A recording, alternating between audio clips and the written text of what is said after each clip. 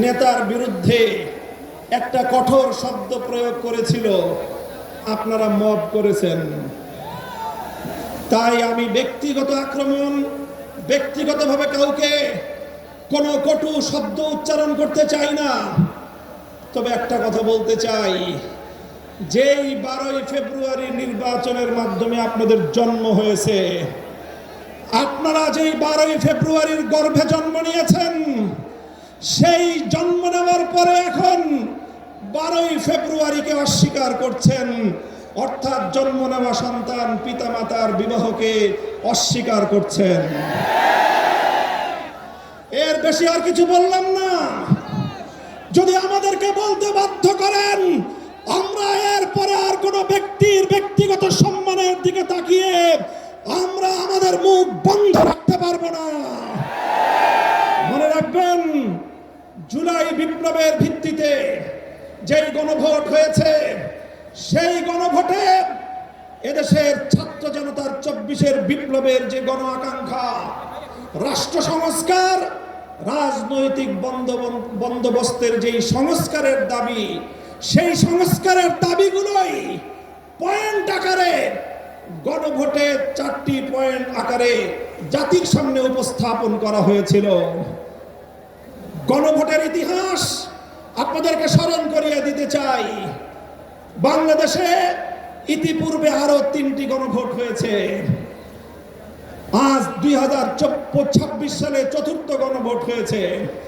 ইতিপূর্বে 3টি গণভোটের রায়ের সঙ্গে কেউ গাদ্দারি করে নাই। শুধু বাংলাদেশ নয়, বিশ্ব ইতিহাসে যতগুলো রাষ্ট্রে গণভোট এবং রেফারেন্ডাম হয়েছে, আজ অবধি কোন গণভোট এবং রেফারেন্ডামের সঙ্গে কেউ গাদ্দারি করে নাই।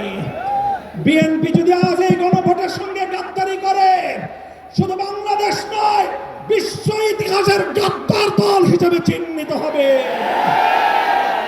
আমরা পরিষ্কার ভাষায় বলতে চাই, তাই গণভোটের রায় কার্যকর করার জন্য সংবিধান পরিষদ গঠনের যে ম্যান্ডেট বাংলাদেশের জনগণ দিয়েছে, সেই সংবিধান সংস্কার পরিষদ বাস্তবায়নের মাধ্যমে সংবিধান সংস্কার করে জুলাই বিপ্লবকে সংবিধানে ধারণ করতে হবে। আমরা মাননীয় প্রধানমন্ত্রী, তিনি দেশের মানুষকে এখন বলে বেড়াচ্ছেন জুলাই সনদকে অক্ষরে অক্ষরে বাস্তবায়ন করবেন। এটি আপনার একটি প্রতারণামূলক কথা। আপনারা জুলাই সনদ নয়, বরং আপনাদের নোট অফ ডিসেন্ট আপনারা বাস্তবায়ন করতে চান। আপনারা বিসমিল্লাহির রহমানির রহিম সংবিধানে আল্লাহর উপর অবিচল আস্থা এবং বিশ্বাস, রাষ্ট্র ধর্ম ইসলাম, এগুলোকে সংবিধানের মূল নীতি হিসেবে স্থায়ীভাবে জায়গা দিতে চান না। আপনারা এমন ভাবে এগুলোকে সংবিধানে রাখতে চান যে কোনো মুহূর্তে আবার খায়রুল হকদের মতো কোন বিচারপতি কলমের খোঁচা দিয়ে এগুলোকে সংবিধান থেকে মুছে ফেলতে পারে। তাই আমরা সংশোধনের মাধ্যমে নয়, সংস্কারের মাধ্যমে জাতীয় সংবিধানে স্থায়ীভাবে জুলাই সনদের স্পিরিট বাস্তবায়নের দাবি করতে চাই। আমরা পরিষ্কার ভাষায় বলি, আজ বাংলাদেশের ক্ষমতাসীন মহল বিভিন্ন ক্ষেত্রে ব্যর্থতার যেই মহা প্রদর্শনী করে চলেছে। কূটনৈতিক ব্যর্থতা আজকে তাদের দিবালোকের ন্যায় পরিষ্কার। বাংলাদেশের বর্তমান সরকারের কূটনৈতিক ব্যর্থতার কারণে আজকে একটি দেশ থেকে, আধিপত্যবাদী দেশ যারা বাংলাদেশের মানুষের অধিকারকে 15 বছর পর্যন্ত তাদের পায়ের নিচে পিষ্ট করেছে, সেই আধিপত্যবাদী দেশ বাংলাদেশে একজন কূটনীতিক নিয়োগ করেছেন। বিশ্ব ইতিহাসের সকল কূটনৈতিক সভ্যতা এবং ভদ্রতার স্বাধীনতাকে রেওয়াজকে উপেক্ষা করে তাদের একজন দলীয় এজেন্ডা বাস্তবায়নকারীকে বাংলাদেশে সেই বিজেপির দলীয় এজেন্ডা বাস্তবায়ন করার জন্য কূটনৈতিক হিসেবে বাংলাদেশে নিয়োগ দিয়েছে। অথচ বাংলাদেশ সরকার এটার কোনো প্রতিবাদ জানায় নাই। আমরা পরিষ্কার ভাষায় বলতে চাই, আমরা ভারত রাষ্ট্র এবং তার জনগণের সঙ্গে বাংলাদেশ সমতার ভিত্তিতে কূটনৈতিক সম্পর্ক স্থাপন করতে চায়।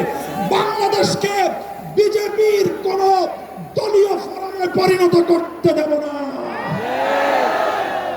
বাংলাদেশের বর্তমান সরকারের কূটনৈতিক ব্যর্থতার কারণে হরমুজ প্রণালীতে বাংলাদেশের তেলের জাহাজগুলো বারবার আটকে যাচ্ছে।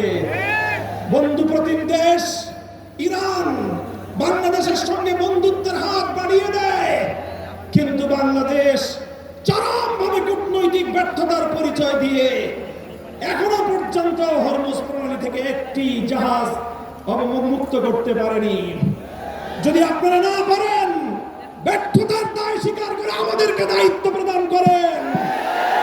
আমরা হরমুজ প্রণালী থেকে বাংলাদেশের তেলবাহী জাহাজ মুক্ত করে বাংলাদেশের জ্বালানি সংকট নিরসনে ভূমিকা পালন করতে প্রস্তুত রয়েছে। আপনারা কি করবেন, কি করছেন?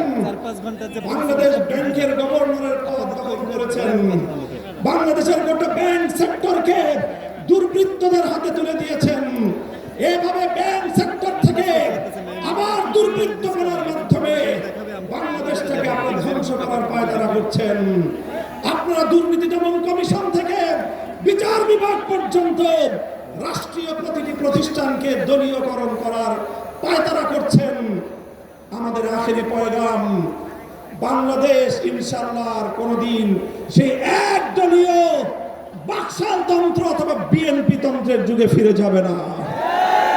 বাংলাদেশের শহীদ প্রেসিডেন্ট জিয়াউর রহমান যেইভাবে বহুদলীয় ব্যবস্থা বাস্তবায়ন করেছে, সেই ব্যবস্থার রাজনীতি যদি করতে পারে বিএনপি টিকে থাকবে, অন্যথায় বিএনপি তার অস্তিত্বের সংকটে পড়বে।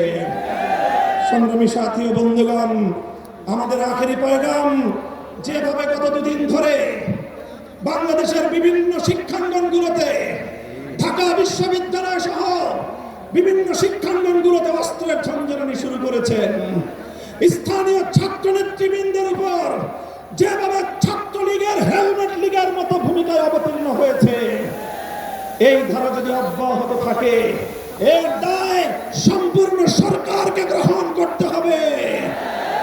মব সংস্কৃতি বন্ধ করুন, দ্রব্যমূল্য লাগামে টানুন, দ্রব্যমূল্যের লাগাম টানুন। এভাবে রাষ্ট্রের প্রতিটি সেক্টরে বিরোধী দলের পক্ষ থেকে সহযোগিতার যে আহ্বান জানানো হয়েছে, সেই আহ্বানে সারাদিন ইনশাআল্লাহ আমরা সহযোগিতার ভিত্তিতে দেশকে এগিয়ে নিতে প্রস্তুত। কথা বলেন ঠিক কিনা? আমি আজকের এই বিশাল গণসমুদ্রকে লক্ষ্য করে আখেরি কথা জিজ্ঞাসা করতে চাই।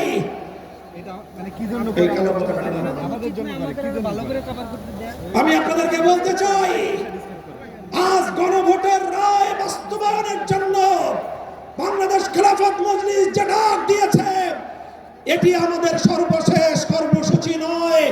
আজ হলো আমাদের গণভোটের রায় বাস্তবায়নের জন্য কর্মসূচির যাত্রা শুরু। এই কর্মসূচি নিয়ে আমরা বাংলাদেশের প্রতিটি প্রান্তে প্রান্তে ছড়িয়ে যাব।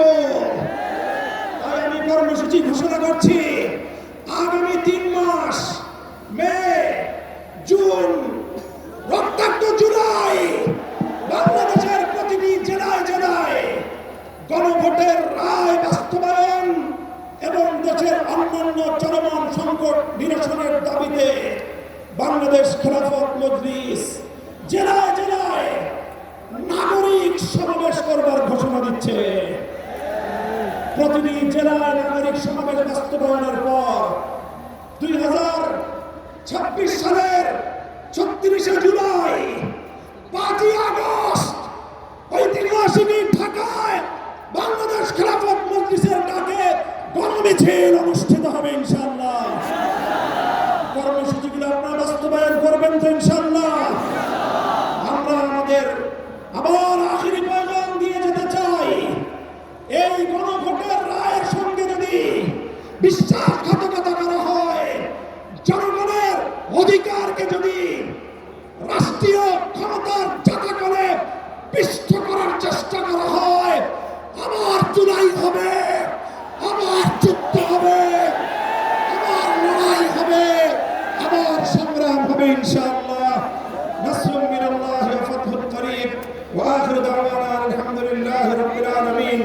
সুবহানাল্লাহি ওয়া বিহামদিহি, সুবহানাকাল্লাহুম্মা ওয়া বিহামদিক, আশহাদু আন লা ইলাহা ইল্লা আনতা আস্তাগফিরুকা ওয়া সুবহান রাব্বিকা রাব্বিল ইজ্জাতি আম্মা ইয়াসিফুন ওয়া সালামুন আলাল মুরসালিন ওয়ালহামদুলিল্লাহি রাব্বিল আলামিন।